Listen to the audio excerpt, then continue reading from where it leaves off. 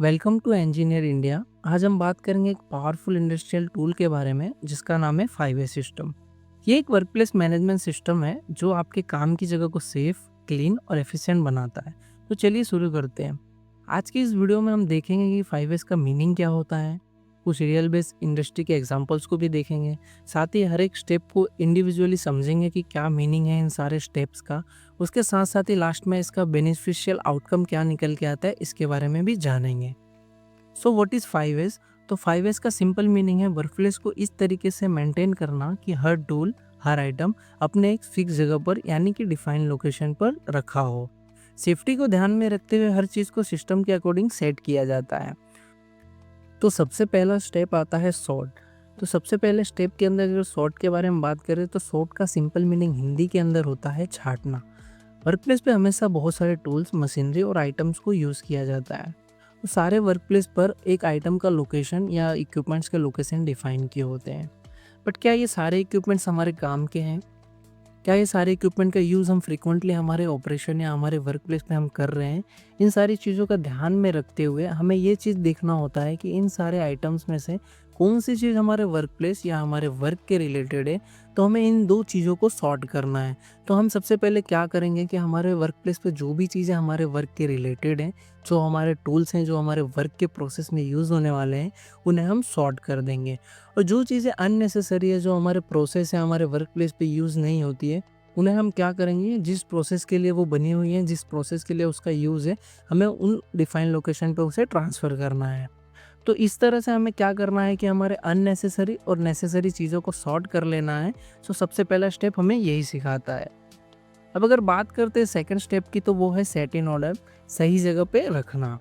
सो इसके अंदर हमें सबसे पहले क्या करना है कि जो भी टूल फ्रिक्वेंटली यूज़ होते हैं वो सामने रखने हैं, जो कभी भी चाहिए होते हैं वो पीछे रखने हैं। फॉर एग्जांपल के लिए अगर मुझे कोई इक्विपमेंट्स या कोई टूल फ्रिक्वेंटली यूज़ करना होता है, मल्टीपल टाइम उसे मैं अपने वर्क में यूज़ करता हूँ, तो उन टूल्स का नंबर मैं फर्स्ट ऑर्डर में रखूँगा। और अगर कोई ऐसे टूल्स हैं जिनका उपयोग मैं बहुत ही कम रेयर समय पे यूज़ करता हूँ, तो उन्हें मैं लास्ट ऑर्डर में रखूँगा।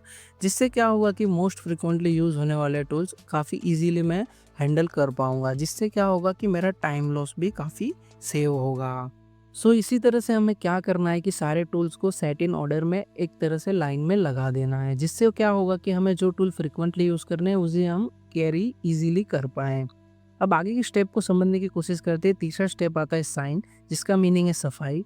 अगर साफ-सफाई की बात करें तो टूल और मशीनरी फ्रीक्वेंटली हमारे प्रोसेसेस में यूज़ हो सकते हैं।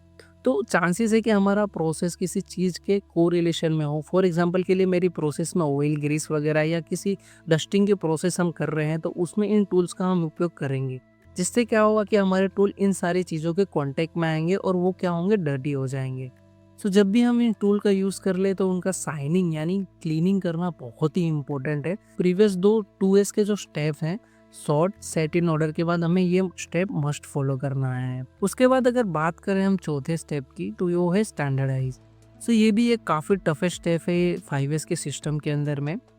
तो हर टूल के लिए एक प्रॉपर जगह को डिसाइड करना होता है और उसका लेबल लगाकर आइडेंटिफिकेशन करना होता है कि इस टूल का लोकेशन ये है और इस टूल का नाम ये है। फॉर एग्जांपल के लिए मैं अगर कोई स्क्रू ड्राइवर यूज़ कर रहा हूँ, तो मुझे उसकी मार्किंग करके उसका लोकेशन डिफाइन करना होगा।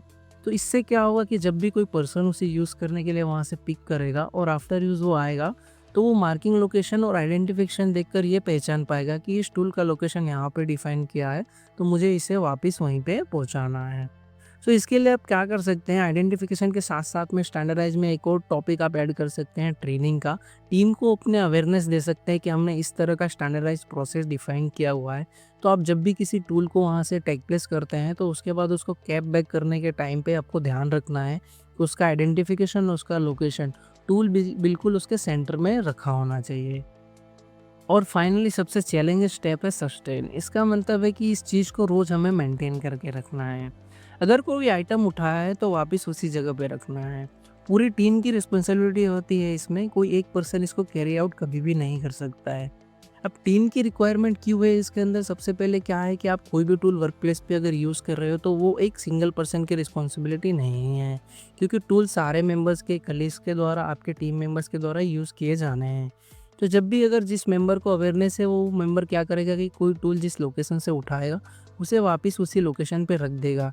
लेकिन जिस मेंबर को इसकी अवेयरनेस नहीं है वो क्या करेगा कि उसको उस डिफाइन लोकेशन पे नहीं रखेगा।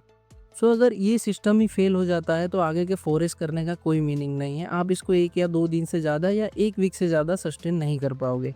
सो इसका बेस्ट ऑप्शन है कि आप क्या करें कि अपने टीम को थोड़ा मोटिवेट करें, अवेयरनेस ट्रेनिंग दें। इससे उसके बेनिफिट के बारे में उनको समझाने की कोशिश करें कि हमारे 5S से सिस्टम को किस प्रकार का बेनिफिट हो रहा है, उनको किस प्रकार की सेफ्टी प्रोवाइड होगी इस सिस्टम से।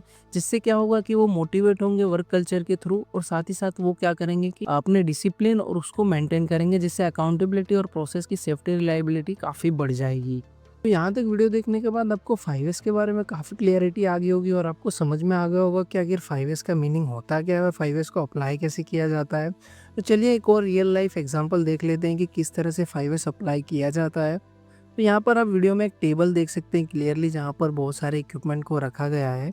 सारे इक्विपमेंट के आजू बाजू अगर आप देखेंगे तो एक येलो टेप से मार्किंग की गई है, जिससे उसका लोकेशन आइडेंटिफाई किया गया है कि इसका लोकेशन फिक्स किया गया है। सो हमें जब भी इक्विपमेंट वहाँ से यूज़ करने के लिए पिक करना है तो हमें वापस उसका लोकेशन डिफाइन किया हुआ है, तो उसे वापस वहीं रखना है। उसके साथ साथ ही आप देख सकते हो, आप चाहें तो किसी स्टिकर या किसी भी प्रकार से आप उसका आइडेंटिफिकेशन भी प्रोवाइड कर सकते हैं। जैसे आप फोटो में देख सकते हैं कि क्लियरली इक्विपमेंट 1, इक्विपमेंट 2, इस तरह से आप अपने इक्विपमेंट का नाम भी आइडेंटिफाई कर सकते हैं। तो ये एक रियल लाइफ एग्जांपल है, इसमें आप अपने प्रोसेस फ्लो के हिसाब से भी इक्विपमेंट्स को लगा सकते हैं। जैसे कि आपका अगर इक्विपमेंट 1 प्रोसेस का पहला पार्ट है तो उसे आप फ्रंट रो में रख सकते हैं। इक्विपमेंट 2 आपका सेकंड प्रोसेस का पार्ट है तो आप उसको सेकंड रो में रख सकते हैं। तो according to your work priority आप इसको अरेंज करेंगे, जिससे 5S के सारे स्टेप भी फॉलो होंगे। उसके साथ साथ मार्किंग और आइडेंटिफिकेशन को ज़रूर लगाएं। साथ ही साथ आप सेफ्टी का भी ध्यान रखेंगे। अगर आप ये 5S अप्लाई करते हैं अपने एरिया में तो ऑब्वियसली आपकी सेफ्टी भी काफ़ी इम्प्रूव होगी। तो ये था एक रियल बेस्ड एग्जांपल। अब चलते हैं आगे, थोड़े से बेनिफिट्स को भी समझ लेते हैं कि आखिर किस प्रकार के बेनिफिट हमें 5S से हो सकते हैं, या इन शॉर्ट बोले तो आखिर 5S हमें करना क्यों चाहिए, इससे हमें ये भी समझ में आ जाएगा। सो इन दी एंड हम बात कर लेते हैं कि आखिर 5S करने के बाद हमें बेनिफिट और आउटकम हमें क्या निकल के आता है हमारे वर्क प्लेस पे। तो सबसे पहले हमारी इम्प्रूव एफिशिएंसी होती है, जिससे क्या होता है कि हमारे टूल्स मटेरियल इजीली हम फाइंड कर सकते हैं, ताकि उन्हें ढूंढने में हमारा जो समय खर्च होने वाला है वो कम हो जाएगा। दूसरा है कि बेटर वर्क प्लेस और सेफ्टी हम मेंटेन कर सकते हैं। चीज़ों को ऑर्गेनाइज करके रखने से क्या होगा कि एक्सीडेंट होने के चांसेस काफ़ी कम होंगे। हमें पता होगा कि कौन सी चीज़ कहाँ पर रखी हुई है। इससे हमें एक और बेनिफिट ये होता है कि हम प्रोडक्टिविटी को इंक्रीज़ कर सकते हैं। एम्प्लॉय अपने टास्क पर ज़्यादा फोकस कर सकते हैं एवरीडे क्लीनिंग करने से, क्योंकि हर एक एम्प्लॉय अगर इस चीज़ को फॉलो कर रहा है तो इसे अलग से करने की ज़रूरत नहीं होगी। इसके साथ साथ हम क्या कर सकते हैं, चौथा स्टेप हमें बेनिफिट ये होगा कि हम रेगुलर क्लीनिंग और मेंटेनेंस प्रिवेंट कर सकते हैं, जिससे क्या होगा कि साइकिल और efficiency of the equipment increase हो जाएगी। उसके बाद अगर हम बात करें तो वेस्ट रिडक्शन होगा, जिससे लेस मटेरियल वेस्ट होगा, मोशन वेस्ट होगा। अगर किसी चीज़ को कैरी करने में हमें कम समय लग रहा है क्योंकि उसे हम फ्रीक्वेंटली यूज़ कर रहे हैं और उसे हमने फर्स्ट ऑर्डर में रखा हुआ है, तो हम उसे ईजिली कैप्ट और कैरी कर सकते हैं। तो जिससे क्या होगा, हमारा टाइम रिडक्शन भी काफ़ी इफेक्टिव रहेगा।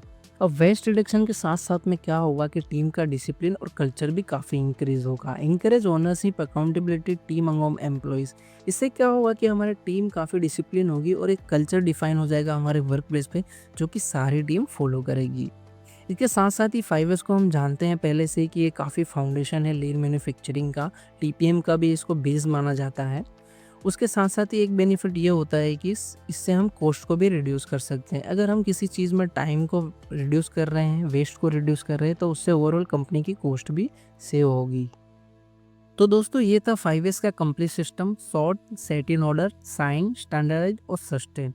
अगर आप चाहते हैं कि आपका वर्क प्लेस सेफ, एफिशिएंट हो और प्रोफेशनल लगे तो आपको 5S अपने वर्क प्लेस पर जरूर अप्लाई करना चाहिए। अगर आपको ये वीडियो पसंद आई है तो चैनल को सब्सक्राइब करें, लाइक करें, कमेंट करें। मिलते हैं नेक्स्ट वीडियो में, तब तक के लिए stay engineer with engineer India. आपका सपोर्ट ही हमारा मोटिवेशन है। अगर आपको किसी स्पेसिफिक टॉपिक पर वीडियो चाहते हैं तो हमें कमेंट में ज़रूर बताइएगा। फिर मिलते हैं अगले एपिसोड में, तब तक के लिए टेक केयर, स्टे इंजीनियर।